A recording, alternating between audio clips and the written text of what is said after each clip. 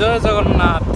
तो जगन्नाथ को देशरू जगन्नाथ काली आसुँच आम आसी जगन्नाथ को देखा करने पुरी रे अच्छु जस्ट ब्लॉग स्टार्ट है राति अलरेडी 2टा हो गलानी आम जस्ट पहुँचलु भाविलु जे रूम को जावा पूर्व टे बड़ दाण्ड बुल दे आसबे तो चलीजु बर्तमान बड़ दाण्ड आड़े मैंने से गोटे भाईटे थी तो ता तरफ भितर एंट्री मिलगला ना बाहर डिस्ट्रिक्ट ना आम कोणार्क बुली जाता चली फिलहाल आम जाऊँ पहुँचु देखेद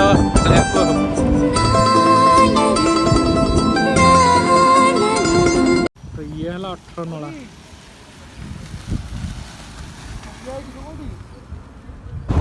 पूरी सोईनी पूरी माने रास्ता सारा दुकान दुकान बाजार सब खोला आ पूरी भी खोला पूरी रे भी प्रायतः दुकान को खोला अच्छी केवल घर गुड़ा जो मैंने घर रोक से शोई पर्यटन कबाट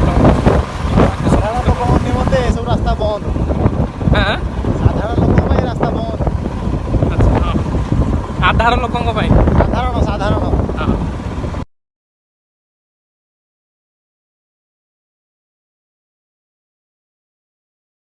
तो साधारण लोकों रास्ता बंद आम असाधारण वर्गर आसुवर आमको एंट्री मिल जाए एक्चुअली जुगाड़ मिलगला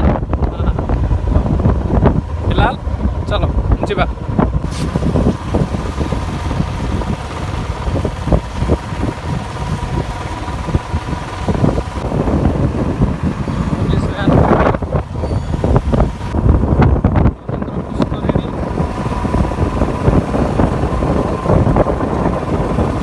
गोटे बढ़िया ढंग अच्छी रथ रेडी पथ रेडी चले आज रथ भी रेडी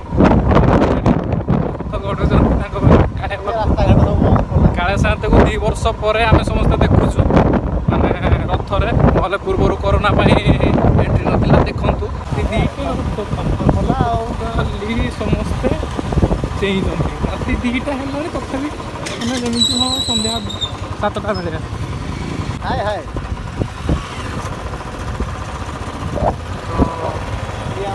मो बड़ ठाकुर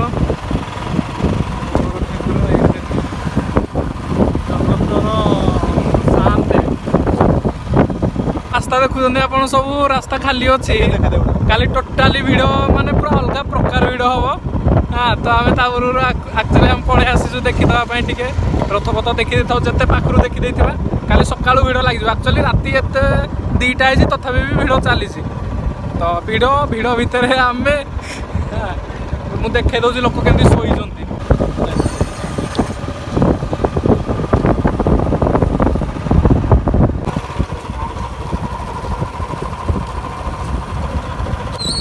कालिया सान्ते बड़ ठाकुर रथ पथ जगन्नाथ सुंदर लाइन रथ पथ जगन्नाथ राति 2टा बेले भिड़ देखो राति 2टा बेले भिड़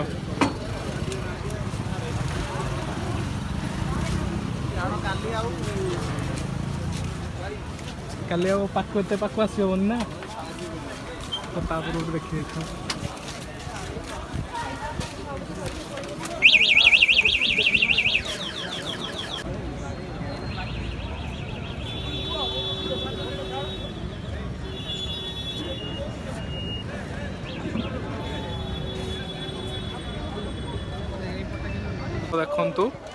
कोवेला भिड़ पछपटे नाम को 200 मीटर दूर रे ना चेक गेट को ना रखी दिखाई आपको छाड़ूना कालिया साते काली ओल्लैबे तांकर पहंडी विजय सह आसबे कालिया साते आउ पूरा मान टोटाल रास्ता घाट सबू लोकारण्य आम आज टे पाक पलि आईजु कालिया को देखा करने देखीदेबू आन काली सकाळू जहाँ नेक्स्ट ब्लॉग जहाँ आसो तो सकाळू आसो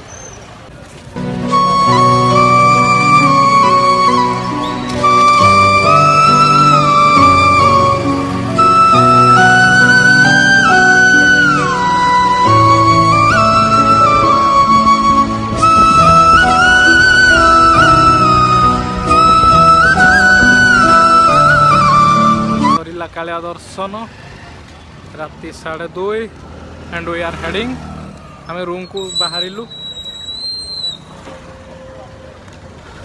ଏ ଛୁଆଟା ଖାଲି କଲବଲ ହେଲାଣି ଶୋଇବ ବୋଲି ବାଇଆ ହେଉଛି। ପୁରୀ ଲୋକ ନା ସେ କାଳିଆକୁ ଦେଖି ଦେଖି ସେମାନେ ବୋରିଂ ହେଇଗଲେଣି। ଆମ ପାଇଁ ସବୁବେଳେ ସେ ନୂଆ ନୂଆ।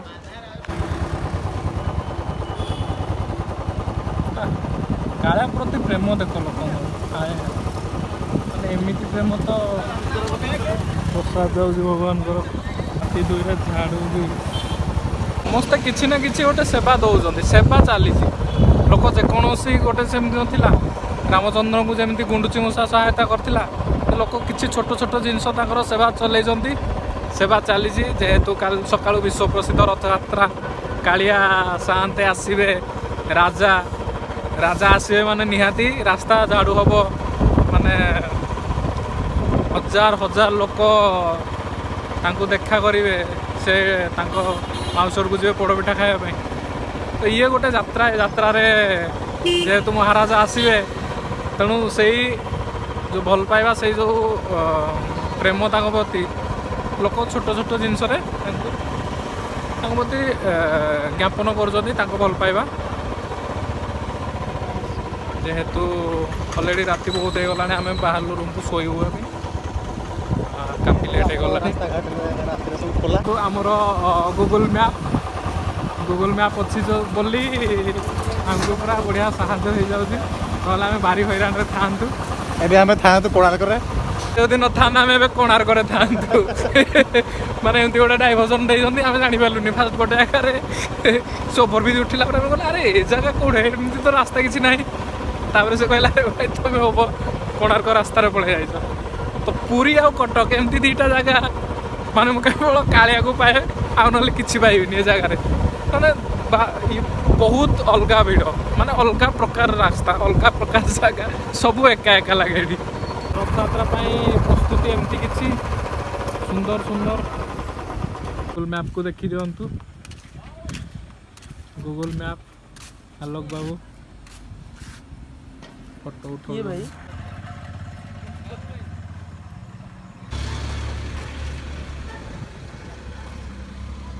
ହଁ, ସେ 18 ନଳା କ'ଣ ପାଇଁ କହନ୍ତି? ପୁରୀ ଲୋକ କହିବେ ଆକୁ 18 ନଳା କ'ଣ ପାଇଁ କୁହାଯାଏ? ସେ ଷ୍ଟିଲ୍ କନଫ୍ୟୁଜ୍, ସେ ଗଣୁଛି 18, 19। ଆଚ୍ଛା 19। ହଁ, କ'ଣ ପାଇଁ କହନ୍ତି ତାକୁ? ଛୋଟ ନଳା ଆଉ ସେଇଠି ନଳା ଅଛି ପୁରା। ହେଇଠି ନଳା ଅଛି। ହେଇଠି ନଳା ଅଛି, ସେଇଥିପାଇଁ 18 ନଳା କହନ୍ତି।